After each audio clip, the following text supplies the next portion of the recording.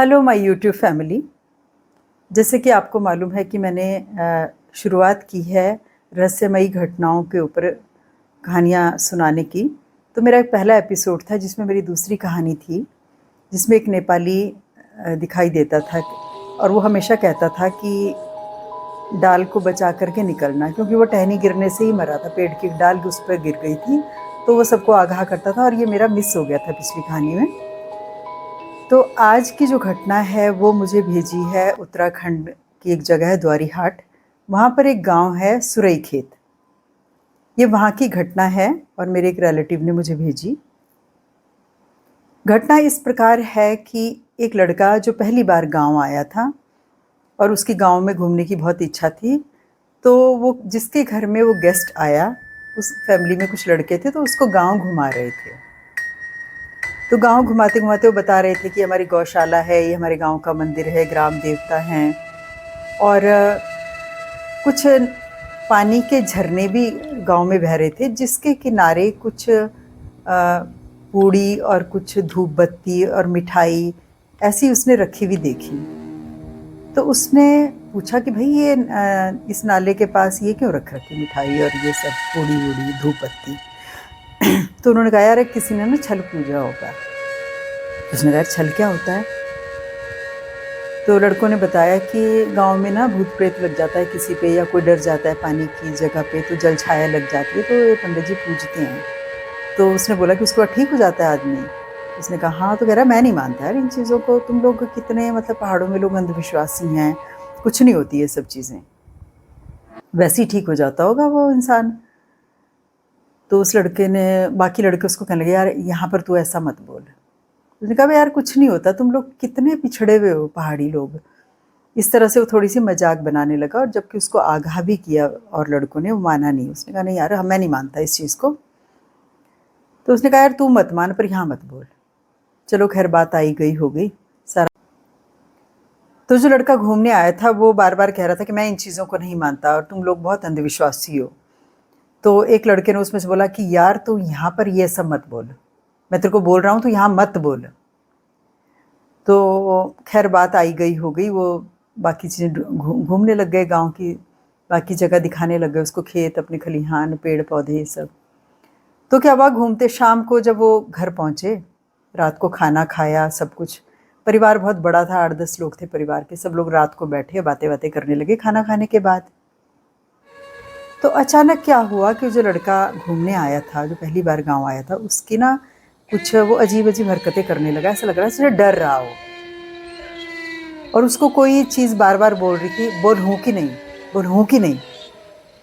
और वो ऐसे डर डर के एक्शन कर रहा था। तो बाकी लोगों ने सोचा शायद इसकी कुछ तबीयत खराब हो गई है, क्योंकि बाकी लोगों को तो नहीं पता था कि क्या बात हुई है और कहाँ कहाँ घूमा, इसने क्या बोला क्या नहीं बोला। तो थोड़ी देर बाद उसको वो चीज़ दिखने लग गई, और वो चीज़ बार बार उसको बोल रही थी कि बोल मैं हूँ कि नहीं हूँ, बोल मैं हूँ कि नहीं हूँ। तो सब लोग को किसी को समझ में नहीं आया कि इसको हो क्या रहा है।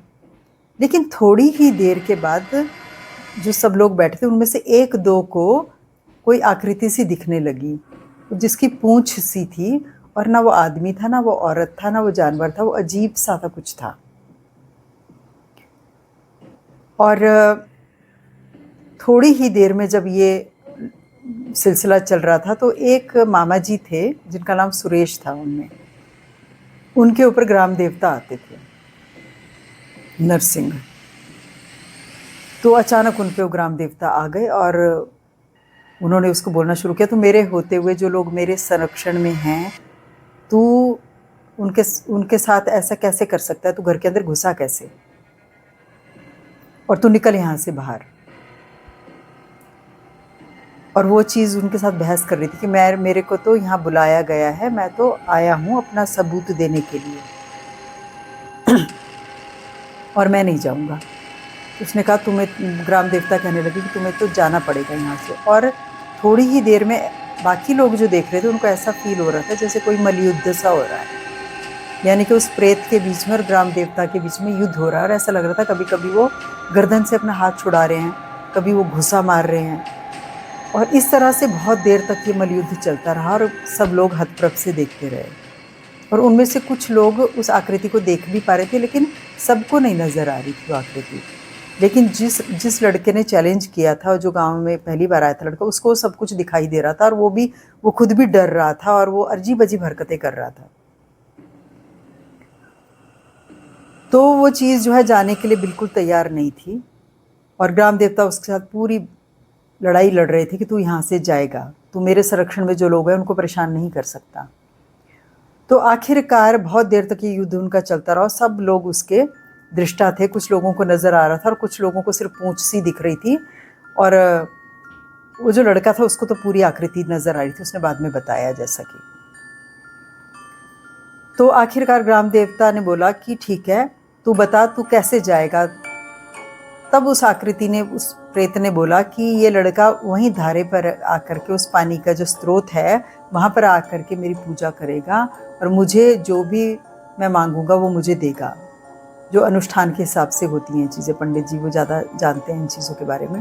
तो मतलब वही जो पूड़ी होती है, हलवा होता है, मिठाई होती है, धूप बत्ती, फूल, अगरबत्ती, वो सब दिया जाता है। तो वो सब मुझे ये लड़का देगा, और ये मेरे से माफ़ी मांगेगा वहीं उसी धारे के पास आकर पानी के।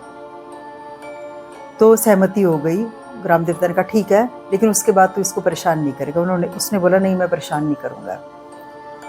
चलो जैसे तैसे सुबह हुई, सब लोग सो गए, और सुबह के टाइम फिर वो लड़का तो इतना ज़्यादा पीला पड़ा हुआ था उसका शरीर, और वो रात भर ढंग से सो भी नहीं पाया और पूरा काँप रहा था। सुबह जो है उसने फटाफट सबसे पहले सबको जगाया कि भाई मैं तो माफ़ी मांगता हूँ, मेरे साथ चलो, आप वो धारे पे जा कर के पूजना है उसको, जो भी वो था। फिर बुलाया गया पंडित जी को, विधि विधान से जो भी पूजा थी वो हुई, और वो लड़का ठीक हो गया। नेक्स्ट डे उसको रात को कोई इस तरह की हरकत उसने नहीं की। लेकिन ठीक 2:30 से 3 बजे के बीच में बर्तनों के गिरने की आहट होती है उस घर में आज भी। मतलब आज भी वो 2:30-3 बजे के बीच में अपनी उपस्थिति को जाहिर करता है कि मैं यहाँ हूँ। और आज भी उनके घर में अगर कोई मेहमान आते हैं और वही बर्तनों के गिरने की आवाज़ें होती हैं, तो वो पूछता है भाई ये क्या हो रहा है, तो वो कहते हैं नहीं नहीं कुछ नहीं ऐसे ही।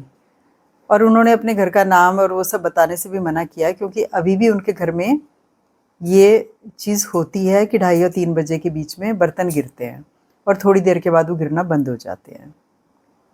तो ये थी आज की पहली घटना, और इसके बारे में आप किस तरह से सोचते हैं वो मैं आप पर ही छोड़ती हूँ, क्योंकि कुछ चीज़ें सोच समझ से परे की होती हैं। ये कहानी मेरी माताजी के साथ हुई थी।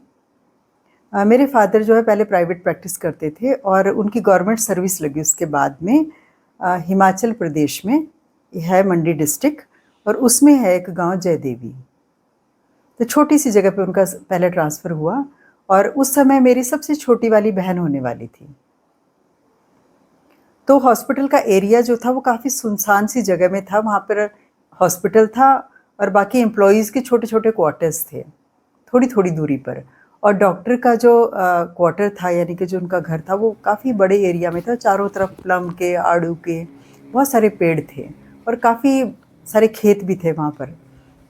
तो मतलब एक आइसोलेटेड सा प्लेस था। और मम्मी को लेबर पेन जब शुरू हुए तो रात के 12 बजे के बाद उनको बहुत ज़्यादा तकलीफ़ होनी शुरू हुई। तो डिलीवरीज़ उस समय होता था कि हॉस्पिटल की नर्स होती थी और एक दाई होती थी, 2 जने होते थे, वो डिलीवरीज़ करा देते थे घर में ही। तो वो हमारे घर में रुके रात को और डिलीवरी कराने के लिए।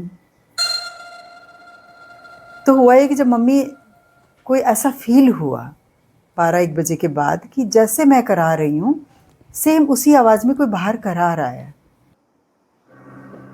तो काफ़ी देर तक ये सिलसिला चलता रहा। फिर मम्मी ने दाई थी एक, उसका नाम था दुर्गी दाई, वीडियो थी वो और बड़ी हिम्मत वाली औरत थी। तो मम्मी ने कहा कि दुर्गी तुम्हें भी सुनाई दे रहा है कि ऐसा लग रहा है बाहर भी कोई करा रहा है। तो उसने कान लगाए, उसने देखा, उसने कहा हाँ बहन जी सही बोल रहे हो आप।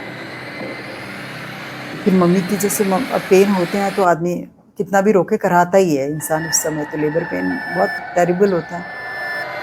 आखिरकार बड़ी देर तक वो सेम वही आवाज़ बाहर से निकाल रही। तो दुर्गी दाई बोल रही कि बहन जी ये तो चुड़ैल है, हिमाचली भाषा में कि बहन जी ये तो चुड़ैल है। फिर उसने बहुत जोर से उसको गाली दी बहुत चिल्ला कर की, एथियो की दियो लग रही मर्दी, जाके थी होर मर जाई कने, मतलब कि यहाँ क्यों मर रही है, कहीं और जाके मर।